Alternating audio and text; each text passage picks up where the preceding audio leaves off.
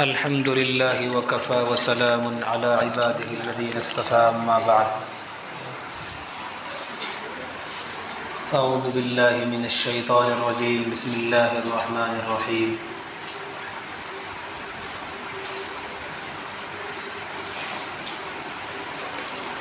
ما أصاب من مصيبة فبما كسبت أيديكم ويعفو عن كثير صدق الله العظيم۔ میرے محترم بزرگوں اور عزیز ساتھیوں، سب سے پہلے تو آپ حضرات کے سامنے ایک بات یہ عرض کرنی ہے کہ مبلغ اسلام داعی شریعت جناب حضرت اقدس مولانا کلیم احمد صاحب صدیقی دامت برکاتہم العالیہ، جن کو کئی دن پہلے کچھ شک و شبہ کی بنیاد پر گرفتار کر لیا گیا تھا، وہ ابھی ان کا جو مسئلہ ہے، ان کا جو مقدمہ ہے، وہ عدالت کے اندر ابھی چل رہا ہے۔ الحمدللہ بہت سارے غیر مسلموں نے ان کے ہاتھ پر اسلام قبول کیا ہے، اور اللہ رب ذوالجلال کے دین کو پھیلانے کے لیے ہر وقت وہ کوشاں رہتے ہیں۔ ہم سب لوگ ان کے لیے دعا کریں کہ اللہ حضرت کے ساتھ نرمی کا معاملہ فرمائے اور ان کو باعزت رہائی نصیب فرمائے۔ میرے عزیزو، آج یہ ہمارے جو اکابر علماء ہیں، یہ ان کا ایک واقعہ ہے۔ اسی طرح ہر روز کوئی نہ کوئی مسائل اور پریشانیاں ہم پر آتی رہتی ہیں۔ دراصل اس کی وجہ کیا ہے؟ ہم پر پریشانیوں کے اور مصیبتوں کے جو آنے کی وجہ ہے وہ کیا ہے؟ تو آئیے ہم قرآن کریم میں اگر دیکھیں کہ ہماری پریشانیاں کس وجہ سے ہیں، کیوں ہم پر اتنی پریشانیاں اور مصیبتیں آتی ہیں، تو قرآن کریم کہتا ہے ما اصاب من مصیبت فبما کسبت ایدیکم۔ کیا کہتا ہے قرآن بھائی؟ کہ جو تمہیں مصیبتیں اور پریشانیاں اور تکلیفیں جو بھی تمہیں پہنچتی ہیں، وہ سب تمہاری کرتوت ہے، سب تمہاری اپنے ہاتھوں کی کمائی ہوئی پریشانیاں ہیں۔ اور پھر آگے اللہ رب ذوالجلال نے ایک جملہ اور ارشاد فرمایا وَيَعْفُو عَنْ كَثِيرٍ، کہ بہت ساری تو ایسی ہیں کہ جن کو میں معافی کر دیتا ہوں۔ یہ تو کچھ گناہوں کا وبال پڑتا ہے ہم پر۔ آج یہ ہمارے اکابر پر بھی پریشانیوں کا آنا، یہ ہماری بدعمالیوں کی وجہ سے ہے بھائی، ہماری بدعمالیوں کی وجہ سے، ہماری کرتوت کی وجہ سے ہے۔ چونکہ اعمال اس قدر ہمارے بگڑ چکے ہیں، اس قدر بگڑ چکے ہیں کہ آدمی اگر صدق دل اور انصاف کے ساتھ سوچے تو اپنے آپ کو مسلمان کہنے سے بھی شرمائے، مسلمان کہنے سے بھی شرمائے آدمی۔ یہ حالات ہمارے ہو چکے ہیں۔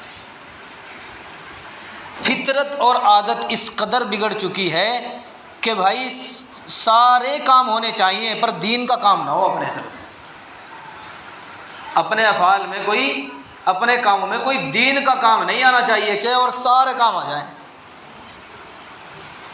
اب یہ کل ہی کا واقعہ ہے۔ کل میں ایک جگہ میرا جانا ہوا، ایک شادی کا موقع تھا، تو وہاں جب نکاح پر لوگ آئے،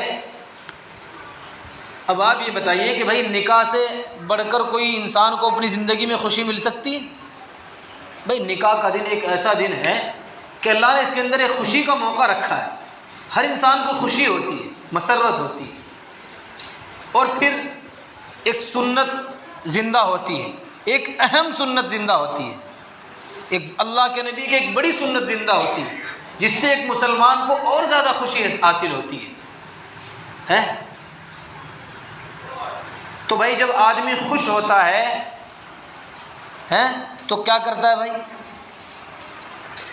اگر ہم کسی کمپنی کے اندر یا کسی مالک کے یہاں کام کرتے ہوں اور وہ مالک، اس مالک کی طرف سے ہمیں کوئی خوشی پہنچے، وہ ہمیں کچھ انعام دے دے، یا کوئی ہمارے کام میں جو ہے کچھ کمی کر دے کہ بھائی کل تم جو ہے 10 گھنٹے کام کیا کرتے تھے، آج تمہیں جو ہے 8 ہی گھنٹے کام کرنا ہے لیکن تنخواہ تمہاری پوری ملے گی، تو خوشی ہوگی نہیں ہوگی؟ جب خوشی ہوگی انسان کو تو کیا کرے گا بھائی؟ اس مالک کا شکریہ ادا کرے گا نا، کہ بھائی اچھا کیا تم نے، میری تنخواہ بڑھا دی، تم نے میرا ٹائم کم کر دیا ہے، میرا کام کم کر دیا تم نے، اللہ آپ کو جزائے خیر دے، آپ کے بچوں کو صحت دے، آپ کو تندرست رکھے، ہمیشہ آپ کا کاروبار چلائے۔ شکر ادا کرے گا بھائی، اس کا کرے گا کہ نہیں کرے گا؟ ہے جب اللہ نے ہمیں ایک اتنی خوشی کا اور اتنی مسرت کا موقع دیا ہے کہ بھائی آج ہماری شادی کا دن ہو، آج ایک اللہ کے نبی کی ایک اہم سنت کے ادا کرنے کا دن ہو، کیا اس دن بھی آدمی کو نہیں چاہیے کہ آج نماز ادا کر لے؟ ہیں پوری کی پوری برات مسجد کے اندر نکاح کرنے کے لیے آئی، لیکن کسی ایک فرد کو یہ توفیق نہیں ہوئی کہ وہ آدمی اللہ کے سامنے ایک سجدہ کر سکے۔ یہ ہمارے حالات ہیں۔ ان براتیوں کو نہ کوسو، اپنے دل کو ملامت کرو میرے بھائی، ہم بھی اسی صف میں ہیں، آج وہ اس صف میں نہیں ہیں، ہم بھی اسی صف میں ہیں بھائی۔ اور پھر کام، میں نے کیا ضابطہ بیان کیا تھا کہ کام سارے ہونے چاہیے، بس دین کا کام نہیں ہونا چاہیے۔